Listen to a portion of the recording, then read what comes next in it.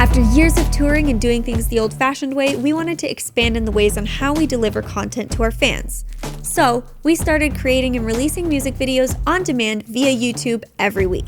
Lucky for us, things have been going pretty good, and we won YouTube's Best Cover Ever, got to collab with Flowrida, and now we have over 10.5 million views and over 100,000 followers.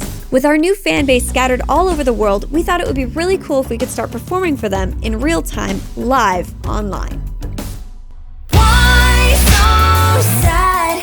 You've got such a pretty face. Don't you let it go to waste. It's not that bad. There are others worse than me, so I'll live with anarchy. If you haven't seen one of our live streams before, we have 2 rooms in our house, a live room for drums and guitar, and a control room which I'm in now. So now I'm going to turn it over to Brad for the techie side of things. Hey guys, I'm Brad. I play guitar and produce for the band Halocene. I'm going to be doing a rundown on Halocene's live stream music setup. Hopefully, this will be able to help you out if you ever decide to start live streaming as a musician yourself, or even if you're a gamer, a vlogger, or anyone else who wants to get into live streaming where the audio is most important. So first off, you don't need all the stuff here to get started. This is just a rundown of how we do things and how we manage to get studio quality sound in real time for our band. The goal for us was to be able to use a digital audio workstation for our mixer and on one computer, and use the same settings we did on our mixes as our last studio album, Refraction, that just came out. So there are much simpler ways to get started, and with streaming, you can get pretty good quality, and I'll touch on those at the end of the video. But from our experience over the last few months of trying these things out, this is by far the best way. I do want to give a quick shout out to PreSonus because they've helped us out immensely with their support, because at the beginning of this quest to achieve the best possible sound and experience for live streaming for a band, I knew the most important thing was going to was the audio interface.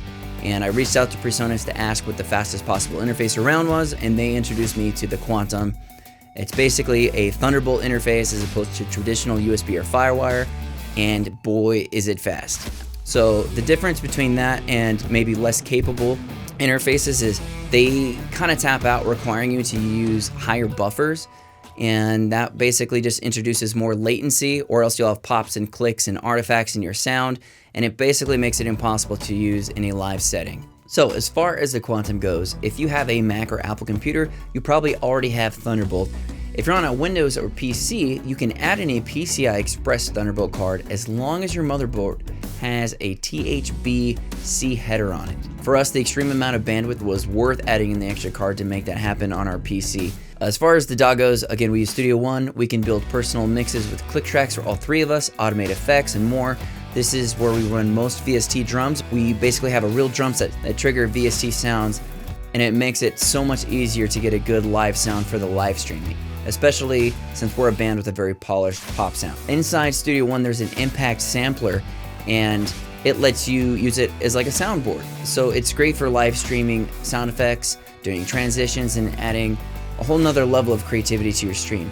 So for example, when we finish a song or get a tip, I might trigger the soundboard to play back an audience giving us an ovation or applause.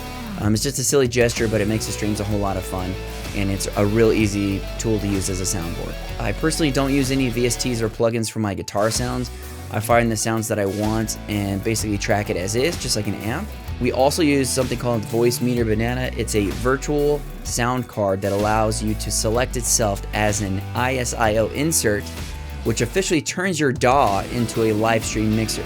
It combines itself with your audio interface and allows all the DAW effects to now be usable on your stream audio. It's really cool. Again, it's free. Highly recommend it. Lastly, I'll go over our computer specs. We have a Windows 64-bit PC with an i7 6700K CPU at 4 GHz. That is a lot of nerd talk there. 32 gigabytes of RAM, GeForce GTX 1070 for our graphics card, and multiple USB 3.0 hubs with 3 Samsung monitors. I believe they're 20 inches. We also have lots of small things like USB extension cables that you can pick up on Amazon. They're really cheap, but it allows us to have the webcams in the other room and run them in here to control them all from the control room. But at any rate, like I said before, if it's just you and not a band or a sophisticated setup that you want, and you just want to start live streaming your music and use your DAW as a mixer on your stream, you can always pick up a USB 3.0 interface like this Studio 192 Mobile, a cheap mic, and download the free versions of Voicemeeter, Banana, and OBS, and you should be good to go. I highly recommend USB 3.0 or a Thunderbolt interface, and of course the guys over at PreSonus make some great stuff. If you have any questions, let us know in the comments below, and we'll see you next time.